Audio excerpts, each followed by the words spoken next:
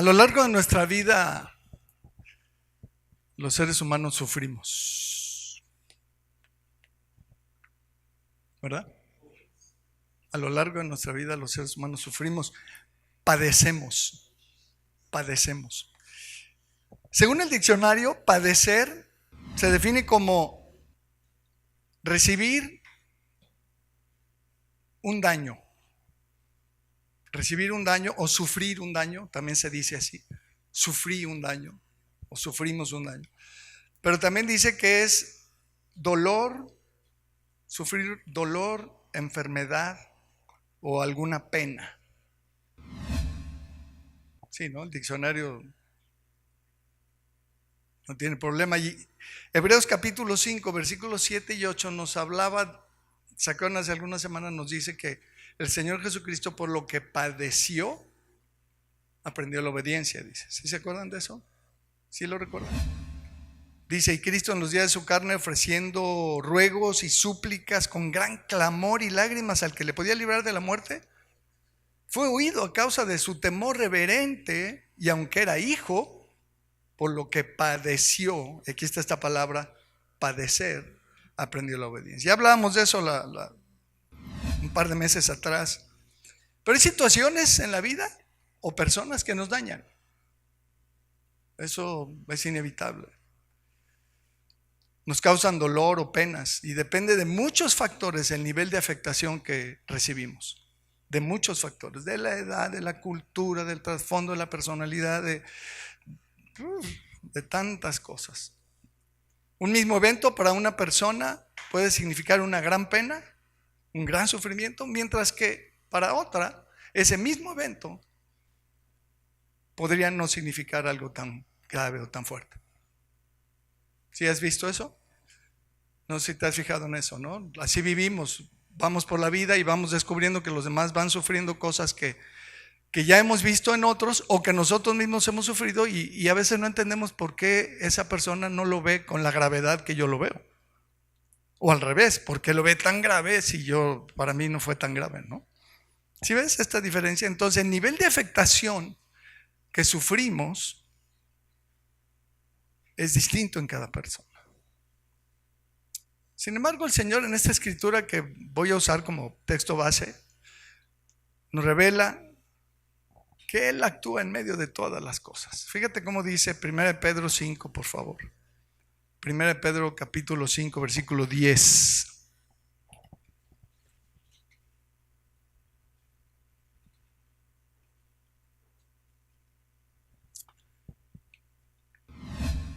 ¿Listos? Dice, mas el Dios de toda gracia, que nos llamó a su gloria eterna en Jesucristo, después que hayáis padecido, y aquí está esta palabra otra vez, después que hayáis padecido un poco de tiempo, Él mismo os perfeccione, afirme, establezca, fortalezca y establezca. Y el 11 dice, a Él sea la gloria y el imperio por los siglos de los siglos. Amén. Aquí se nos dicen algunas cosas importantes. La primera cosa que se dice es que Dios es Dios de toda gracia. Si lo ves, es la primera frase del versículo.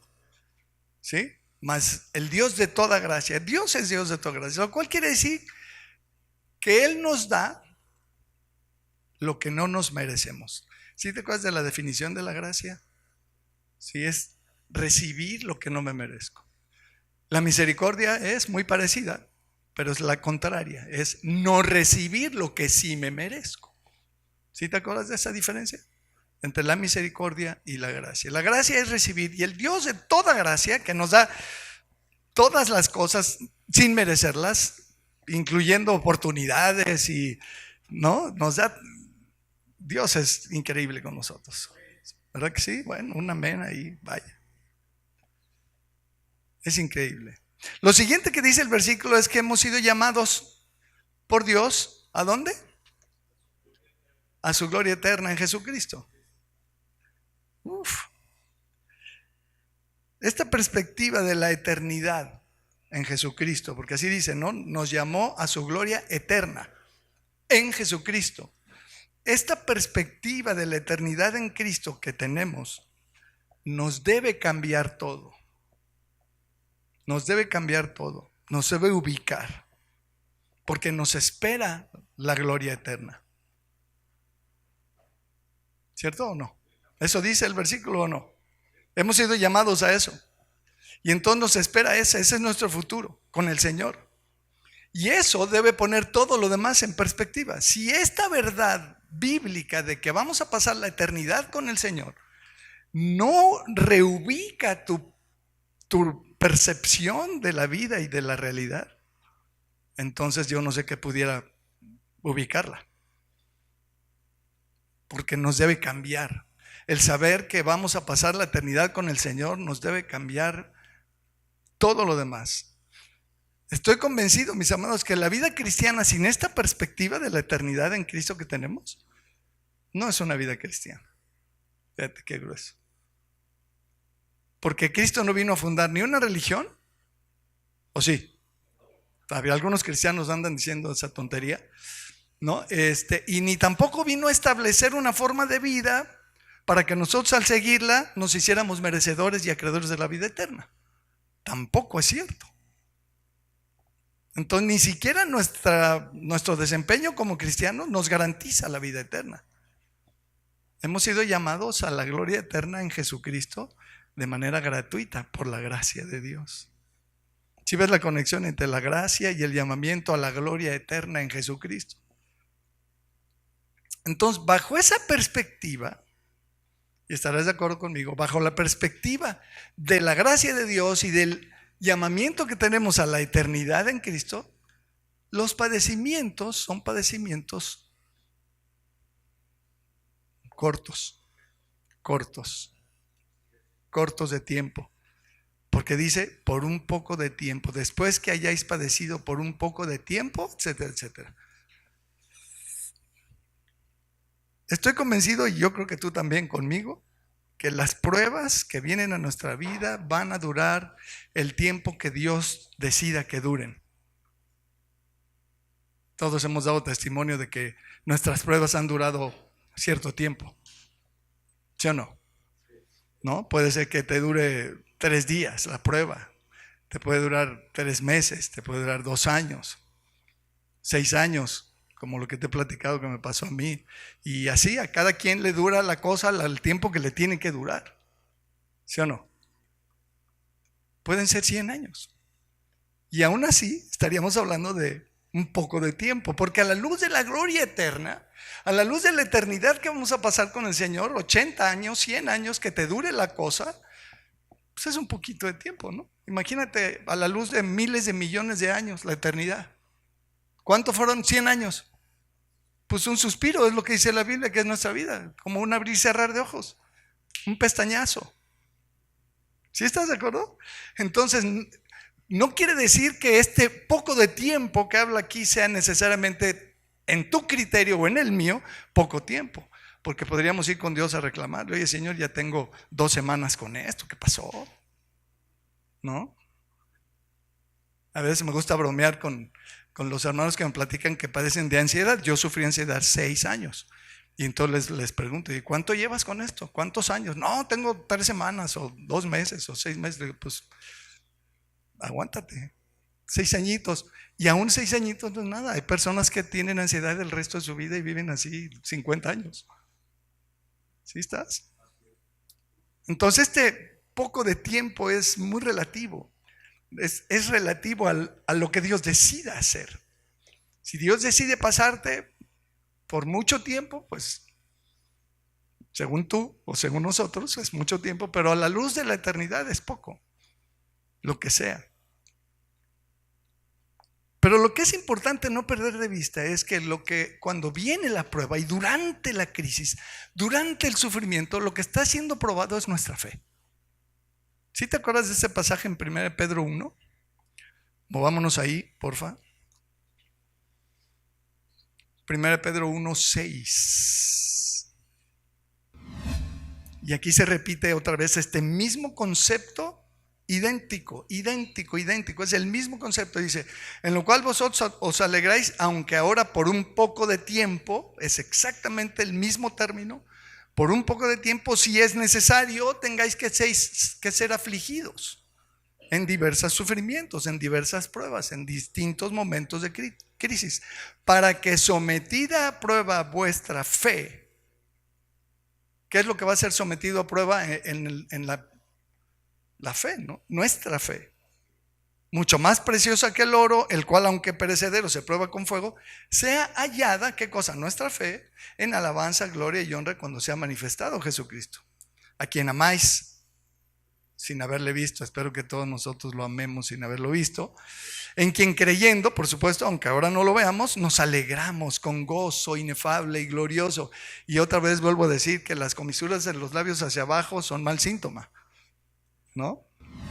¿Sí o no? Porque en teoría, si yo entiendo todo este pasaje, entonces debo estar alegre y contento, aunque no lo veo.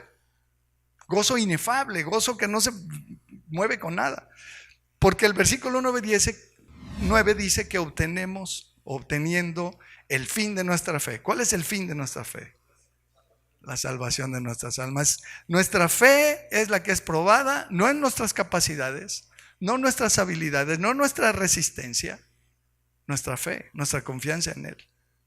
Porque Dios está interesado en el versículo 9, en nuestra salvación. Y lo hemos dicho tantas veces, ¿no? A veces oímos, ahorita estamos orando por el papá de Elí, ¿no? Pero a veces oramos por personas que todavía no se convierten y decimos, Señor, te pido por esta persona para que esta situación por la que está atravesando sea el móvil para que se convierta y obtenga la salvación. ¿Sí o no? Porque ¿de qué le sirve al hombre ganar el mundo si su alma se va a perder por la eternidad en el infierno? La cosa más importante para Dios es nuestra salvación y por ende nuestra fe, porque es la fe el vehículo a través del cual recibimos la salvación. ¿Sí estás conmigo? ¿Seguro? Muy importante, demasiado elemental, pero muy importante. Pero en esta escritura que estamos revisando como nuestro texto base, si puedes regresamos ahí por favor. Estamos hablando de 1 de Pedro 5, 10 y 11. Usa esta palabra después. ¿Cómo dice? ¿Cómo dice? Después que hayáis padecido por un poco de tiempo. Después de.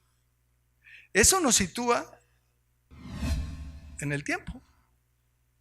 Si sabes tiempo, antes, hoy, ahorita y después. Pasado, presente y futuro. ¿No? Después que hayáis padecido por un poco de tiempo, Él hace algo. Entonces aquí estamos descubriendo, mis amados, espero que lo veas contigo, que el Señor hace estas 4 cosas en nuestra vida después de que padecemos. Ahora, no me atrevo a decir que Dios no puede hacer estas mismas 4 cosas durante la prueba o incluso antes. No me atrevo a decir porque yo no soy nadie para limitar a Dios, ¿no? Pero esta palabra aquí dice después. Después de haber padecido, viene una interacción o una intervención de Dios, del Señor Jesucristo, que hace 4 cosas. ¿Sí las ves? Perfeccione, afirme, fortalezca y establezca. Vamos a estar hablando de cada una de ellas. Pero si estás conmigo, con el después, porque lo que pone a prueba la prueba, el sufrimiento, es mi fe. Pero ya que pasó la prueba, entonces ¿qué sigue? Después de eso, ¿qué sigue? Que el Señor va a hacer esas 4 cosas en tu vida o en mi vida, en nuestras vidas. 4 cositas. Y me llama mucho la atención que dice, Él mismo. Es un asunto que Él se toma personal. Él mismo lo hace, Él mismo. Entonces la primera es que nos perfeccione. Así dice, ¿no? Mira, el diccionario dice que perfeccionar, pon atención a esta parte, es acabar enteramente una obra, dándole el mayor grado posible de calidad y detalle. Eso dice el diccionario de perfeccionar.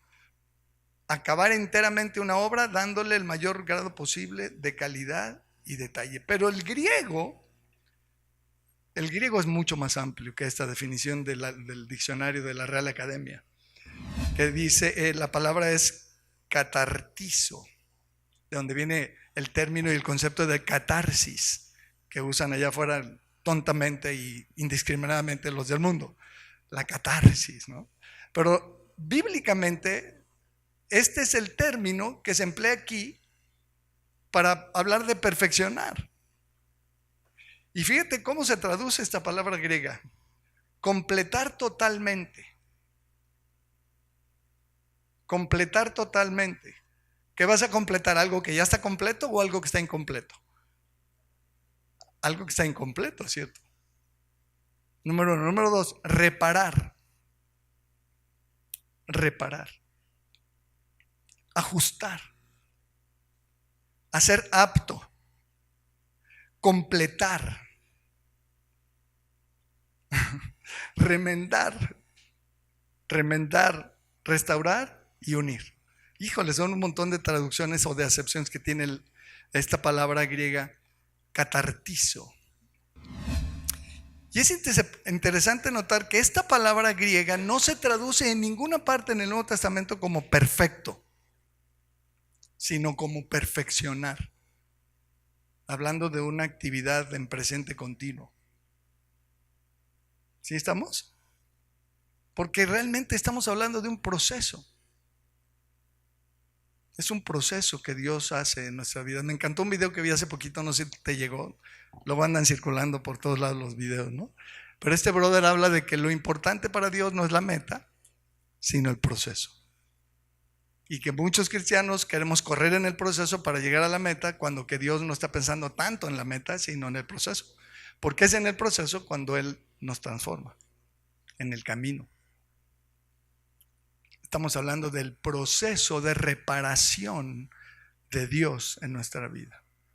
Catartizo. ¿Sí estamos? Es el proceso en el que Dios nos va a meter para remendarnos, para completarnos, para unirnos cuando estamos hechos pedazos. Ahora, lo obvio pensar es que si necesitamos ser reparados, o restaurados, o reconstruidos, o unidos, es porque estamos rotos, porque estamos dañados, porque estamos incompletos, porque tenemos esto en nuestra vida. ¿Sí estás? Entonces, fíjate bien en esto. Si necesitamos ser reparados, es porque estamos dañados. Y estamos dañados por una de dos fuentes: por mis propios pecados y yerros míos, o por los de los demás. ¿Sí estás? Yo puedo dañar mi vida por lo que yo hago mal, o puedo ser dañado por un tercero, o por los demás, no hablando de cualquiera, ¿no? Y aquí entraríamos con Freud, ¿no? En el psicoanálisis. Nos echaríamos un clavado para hablarte de sus tonterías, pobrecito. Perdón, con todo respeto por el señor ese, ¿no? De que hay que ir a buscar culpables en el pasado. No, mi papá, tuve un papá que nada, tienes que ir a orinar a la tumba de tu padre. ¿De veras? ¿De veras? No te estoy cotorreando. Es una terapia freudiana. Ir a orinar a la tumba de tus antepasados que te dañaron. ¿Sí ves?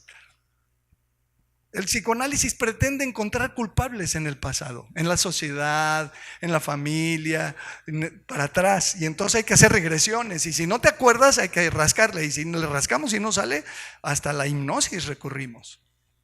¿De veras? No te estoy cotorreando. Hasta la hipnosis recurrimos para lograr llegar al evento de tu infancia que te dañó. Y por eso estás ahorita haciendo lo que estás haciendo. Cuentos chinos a otro lado. La Biblia dice que es el pecado de los demás o el pecado mío el que me dañó, y que ahora Jesucristo puede repararlo. No necesito ir al pasado, no necesito hacer una regresión, no necesito echarle la culpa a nadie. La primera reacción del hombre al caer fue esconderse de Dios y culpar a los demás. La primera. Y en medio podríamos intercalar ahí el intento de cubrir por sí mismo su desnudez. Ahí en medio, pero no es tan relevante como el hecho de que se echaron la culpa.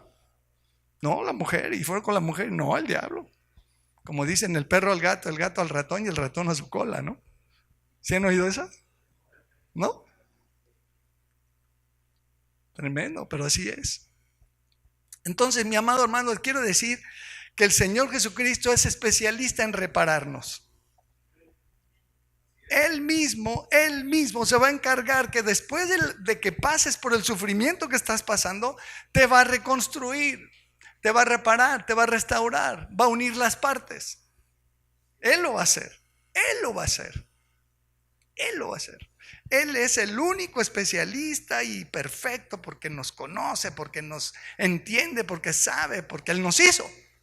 Él nos diseñó y entonces Él sabe cómo hacer el trabajo de reconstrucción y de reparación y de restauración. Amén. Fíjate lo que dice Lucas capítulo 6, verso 40, por favor.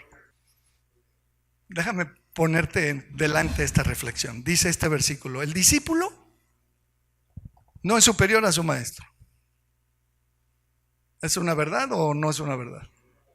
El discípulo difícilmente, o aquí dijo el Señor, no va a superar al maestro. Por lo que tú quieras, no lo va a superar.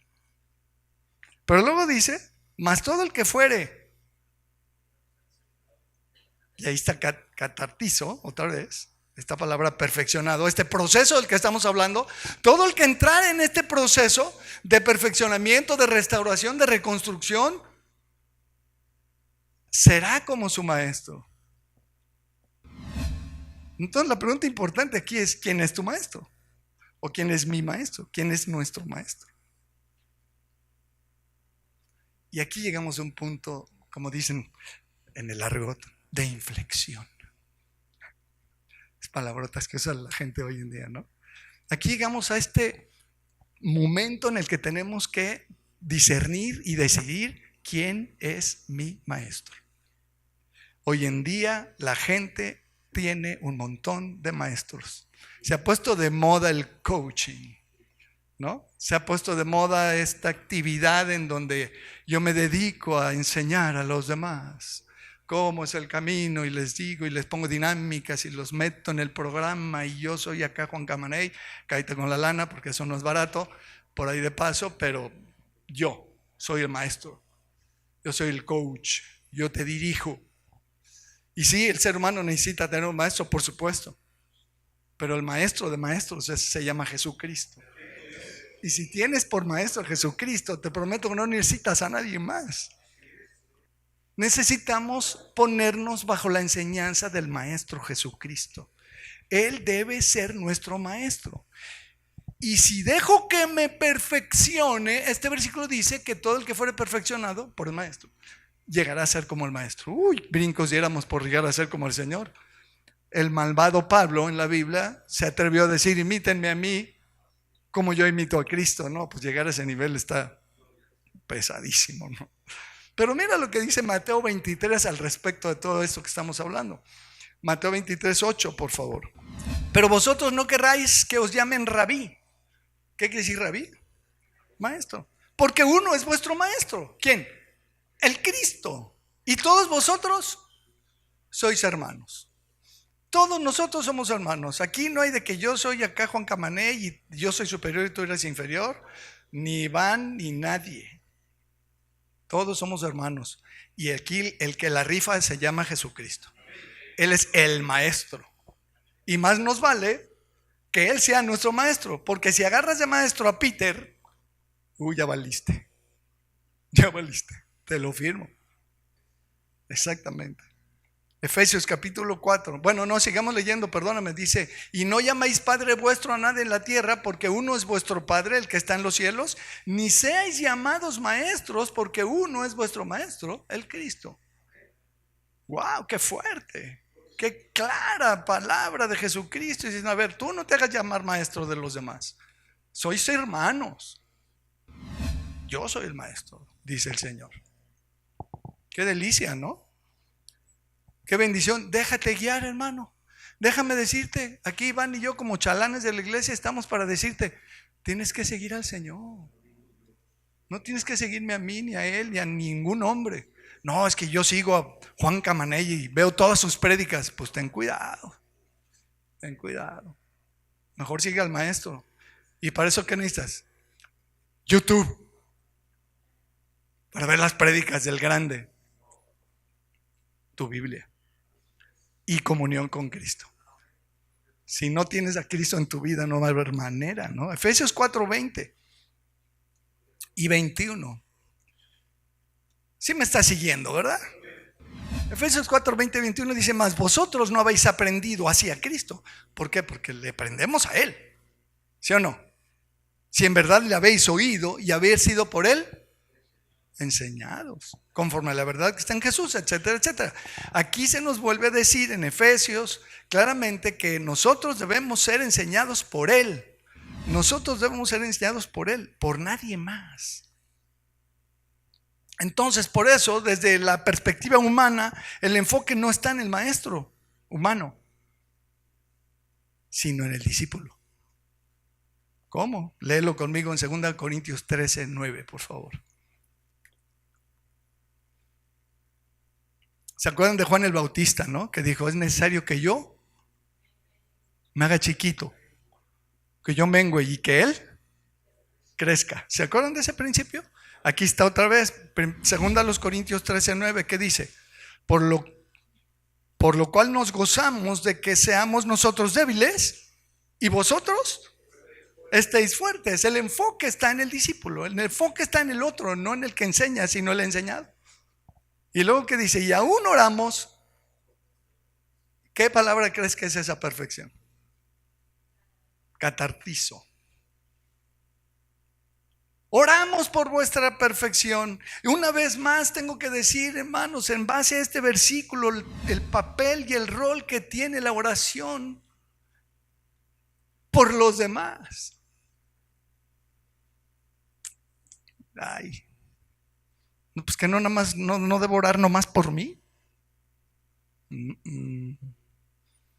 Pablo dice: nos gozamos de que nosotros estamos cada vez peor que ustedes, más débiles, estamos más fregados y ustedes fortalecidos. Esa es la idea. Y es más, oramos para que ustedes estén de lleno en el proceso y que cada vez estén mejor, que cada vez crezcan más, estén más completos, más formados, más restaurados, más reconstruidos. Es la idea de la palabra esta, perfección. Dios quiere reconstruir nuestras vidas, mis amados. El Señor está en ese ajo de perfeccionarnos, de restaurarnos, de reconstruirnos. Y la oración juega un papel, ¿cómo se dice? Insustituible. La oración juega un papel único. Por eso dice aquí él: y aún oramos por vuestra perfección. Necesitamos orar por la perfección. ¿Quieres tener mejores hijos? Ora por su perfección, entendiendo por el proceso. Ora por el proceso. ¿Quieres tener un mejor esposo o una mejor esposa o un mejor hermano, hermana, papá, mamá, lo que me digas? Ora por él, ora por ella, para que el Señor cumpla su propósito y su proceso en su vida y logre reconstruirlo. ¿Cuántas veces nosotros nos damos cuenta al platicar con los demás y al ver sus vidas que necesitan alguna reconstruccióncita por ahí? ¿No lo has visto? ¿O sí? ¿Sí has visto eso? Que ves a los demás, oyes y dices: ay, aquí hay broncas. Aquí esta persona necesita una manita de gato, ¿no? Que el Señor le arregle la actitud, la idea, el pensamiento, ¿no? Sus hábitos, que le arregle el Señor, que le corrija, que lo reconstruya, porque está dañado. Pero ¿estás de acuerdo conmigo que es un asunto entre el Señor y tú? Entre el Señor y yo. Entre el Señor y nosotros. Fíjate cómo dice esto Filipenses capítulo 1, verso 3 al 6. Filipenses 1. Filipenses 1:3 dice: Doy gracias a mi Dios siempre que me acuerdo de vosotros, siempre en todas mis oraciones. ¿En tus qué? En tus oraciones, rogando con gozo por todos vosotros. Orar por los demás, por vuestra comunión en el Evangelio desde el primer día hasta ahora, estando persuadido de esto, que el que comenzó en vosotros la buena obra, ¿qué le va a hacer? Ahí está otra vez. La va a perfeccionar el mes que entra. ¿No, verdad? Al año siguiente. Va a seguir en ese ajo el Señor hasta que regrese, hasta que venga. Porque te prometo que todos los 80 o 100 años que tienes no son suficientes para que el Señor logre dejarnos al 100. Porque simplemente estamos en este cuerpo, que es un cuerpo corruptible, y seguimos con problemas.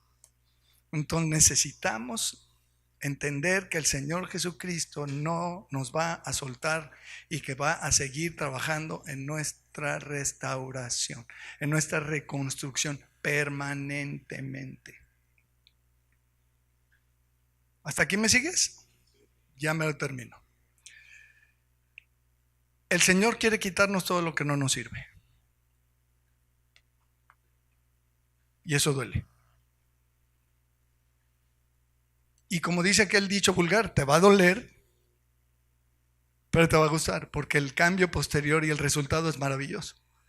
Y aunque nos duela el proceso y lo que nos quiere quitar el Señor, al final va a ser maravilloso. Porque lo que Él está haciendo es reconstruirnos.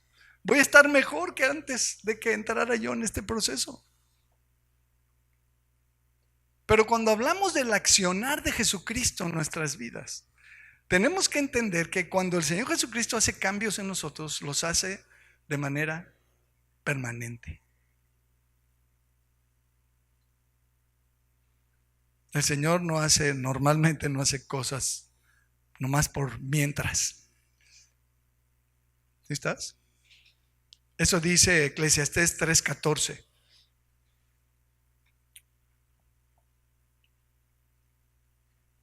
Y este es un principio enorme, no nada más está hablando de eso que estoy hablando yo ahorita, pero es un principio enorme.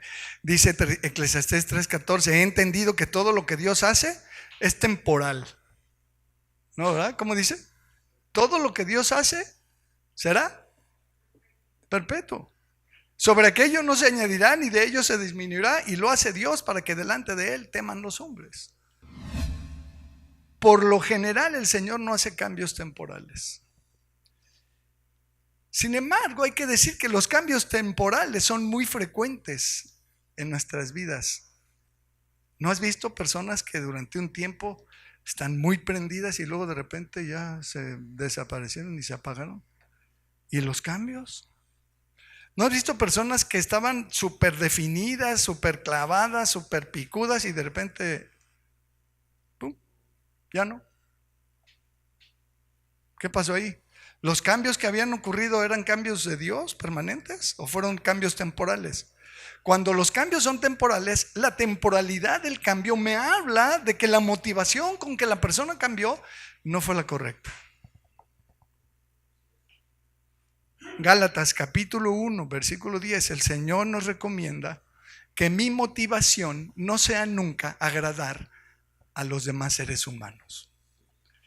Híjole, hermano, he visto tantas veces a esposas cambiar para agradar a sus esposos, pero esos cambios se disuelven. Y viceversa también.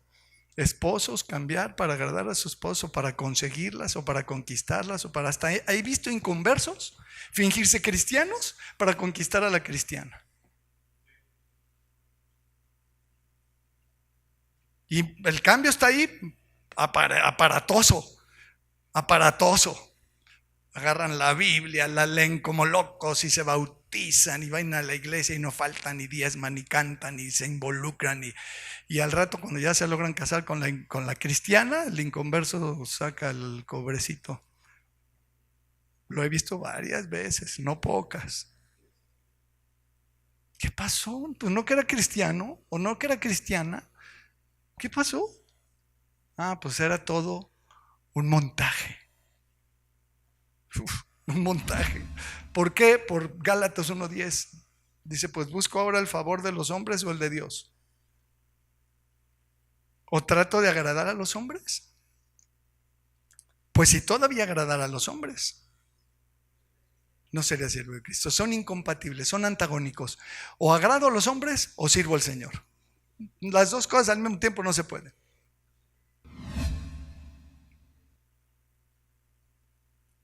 Si lo que me motiva es agradar a las personas, los cambios serán temporales, mientras obtengo lo que quiero de ellos. Una vez que lo obtengo, entonces se revela la realidad. Cuando el cambio no fue producido por Jesucristo en el corazón, pero cuando es producido por Jesucristo, el cambio es permanente. Y entonces resulta que ahora eres un hombre de oración. Los próximos 60 años de tu vida hasta que te mueras. ¿Por qué?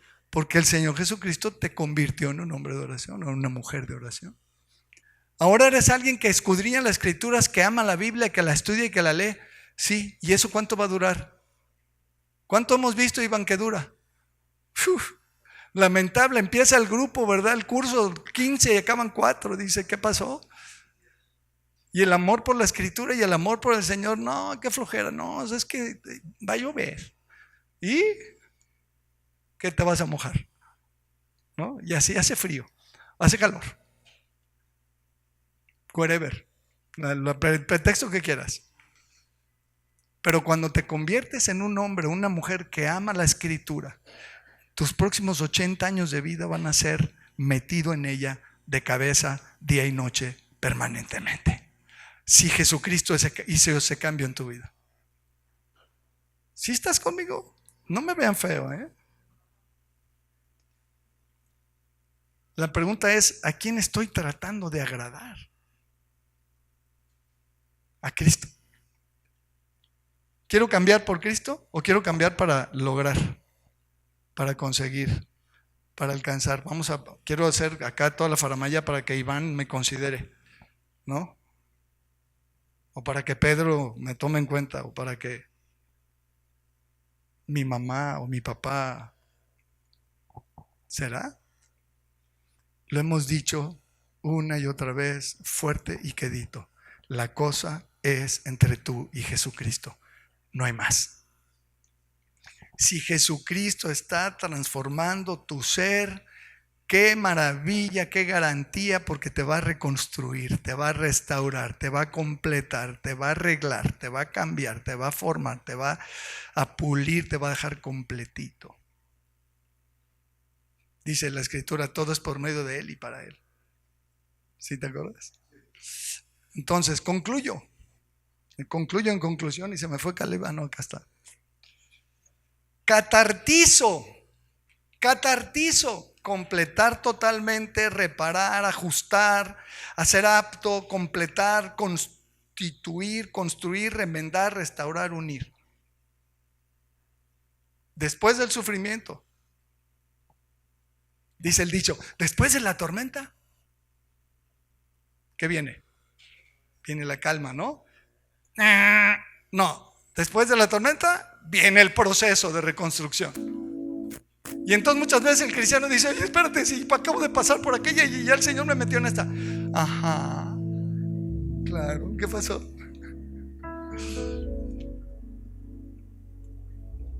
El Señor quiere ajustarnos las tuercas. A mí se me cayeron varias tuercas y tornillos, entonces tiene que estar reconstruyendo la cosa. ¿Sí te han dicho eso? Te falta un tornillo, ¿no?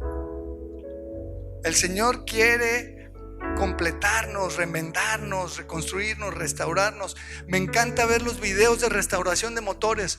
Ustedes que estuvieron hace mucho tiempo en una reunión de matrimonio, les puse un video de eso, ¿se acuerdan? ¿Sí se acuerdan ustedes? Si estaban, creo que son de los únicos de los moicanos que quedan, ¿no? Pero les puse un video de cómo se reconstruye un motor. Es impresionante, es maravilloso el proceso de reconstrucción. Es increíble cómo pueden reconstruir un motor que está oxidado, que no sirve para nada, que ya no funciona. Lo desarman todo, le cambian las piezas, lo pulen, lo limpian, lo pintan, lo ajustan, lo no sé qué, y luego lo echan a andar y ¡pum! Motor de un coche, padrísimo. Se llama restaurar. Restauración. Así el Señor con nosotros nos quiere restaurar. La pregunta más importante que quiero que te lleves de aquí hoy, si todas las preguntas anteriores no las pelaste, no importa. Pregúntate esto: ¿qué tan dócil soy? ¿Me voy a dejar? ¿Voy a querer que el Señor me perfeccione? ¿Me pula, me cambie, me restaure, me complete lo que me falta? Si yo no digo que sí, por más que Jesucristo con todo su poder quiera, no lo va a hacer, porque no te va a pasar por encima. No va a violentar tu voluntad. Si tú no quieres, si yo no quiero, el Señor no lo va a hacer. Él no me va a forzar ni me va a obligar. Tengo que decirle que sí al Señor. Sí, Señor, va. Dócil, como dice el dicho, flojito y o como dice el otro, o copelas. Ese es falso. Ese es falso, porque el Señor no nos da cuello si no copelamos, ¿no? Pero sí flojitos, flojito y cooperando, flojito, dócil. Híjole, mis amados, Iván y yo hemos platicado que cómo nos gustaría ver en algunos de ustedes cambios que no hemos visto en 13 años. Y seguimos esperando. Ustedes que tienen dones de Dios, que tienen capacidades de Dios, tienen conocimiento de Dios, deberían ser ya maestros y necesitan el Bibi, como dice Pablo, o el autor de los Hebreos, Apolos, o quien haya sido a los Hebreos. Ustedes necesitan el Bibi otra vez, porque ¿qué crees? Ya pasó tanto tiempo y debiendo ser maestro tienes necesidad de que se te dé tu lechita, tu Bibi. Hay un emoticón de un Bibi, ¿lo han visto? Hay varios, pero hay uno que me encanta, ¿no? Bibi.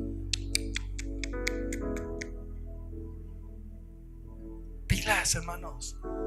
Dócil. Sí, Señor.